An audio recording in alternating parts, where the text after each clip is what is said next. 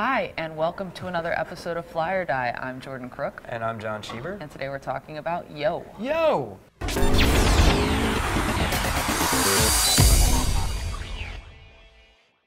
Yo. Yo. Yo. Yo. Okay. Yo. Yo. The app is pretty simple. It sends the word yo. The audio notification is also yo. Yo! That's amazing. And that's all it does. And it's made quite the splash because it received like $1 million in funding, got like 50,000 downloads, without really ever launching. People are still using it. I still get yos. It's been a few weeks. A lot of people figure it'll fizzle out. What are your thoughts, John? Well, I have to say, I have no friends. So the few people that I have yo'd have already not responded to me, I guess maybe because they think... I heard you get a yo. You got a yo from someone. No, that was just the yo sound. That was letting me know that I was yo'd up.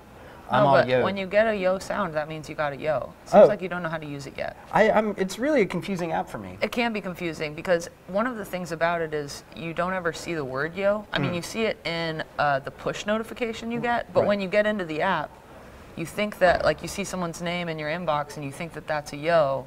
It's not. It's not a yo. You already got the yo. You got the yo. Yeah. The yo has already been There is nothing gotten. to open. And when you click on that person, you're actually sending them a yo back. I see. The whole idea, though, is that these yos, right, is that, like, notifications can be more lightweight, right? We're always, like, talking about putting live widgets onto our phone and, like, getting more information out of these little icons and these little bits of pixels. Whereas yos, like, you know what's going on. If you know who's sending you something, at what time they're sending it to you, you can kind of get what they're trying to say with that, right? And, like, there are other countries that do this already. They call back twice. Right. Call and hang up twice, and that means I'm nearby, or whatever the context of that situation might. Now, so I understand intellectually that this is something that people have been talking about. I mean, I feel like Andreessen discoursed on this in a Twitter storm for maybe a good 5 or 10 tweets about what the value of a yo could be, but. I guess I wonder, you talk about how other countries are already using this type of messaging, but in those countries it serves sort of a very discrete purpose. You get like 2 calls that are hang-ups and it means I'm running low on credits and I need, It could mean anything though. It could mean I'm waiting where we said we were going to meet. Or it could mean I'm on my way. It depends on who's sending that message and why, what the original plan was, right? Right. They're using it in more than just like, I'm low on whatever, so I can't talk to you any other way. Right. And like, yeah, I understand that. Like, so the thing about yo is like, yo to me will not last. I'm gonna go ahead and say right now, yo is a die as a product. Spoilers, Jordan. Yeah. But I will say that like the idea of lightweight notifications, the idea of context-based notifications where there's nothing to open, where it's like it's a ping.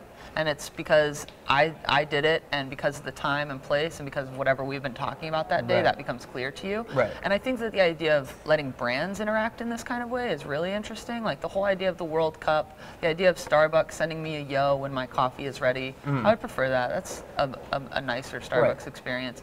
So these little things I find really interesting, and so it's not necessarily to say that yo is going to be the one to do that. Maybe they are, and I'm wrong. Right.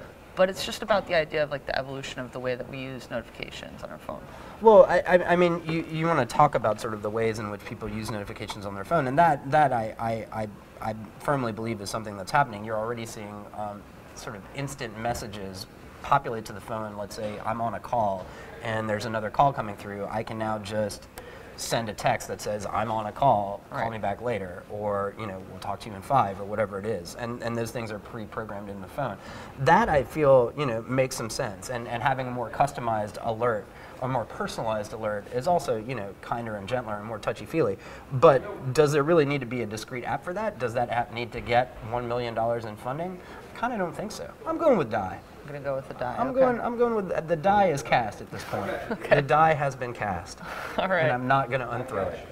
So we're gonna call that a day, I guess. Then we got 2 dies for yo. 2 dies for yo, but maybe it will be like a phoenix that will be reborn from the ashes with some sort of other program or app that we're built on top of it. Exactly.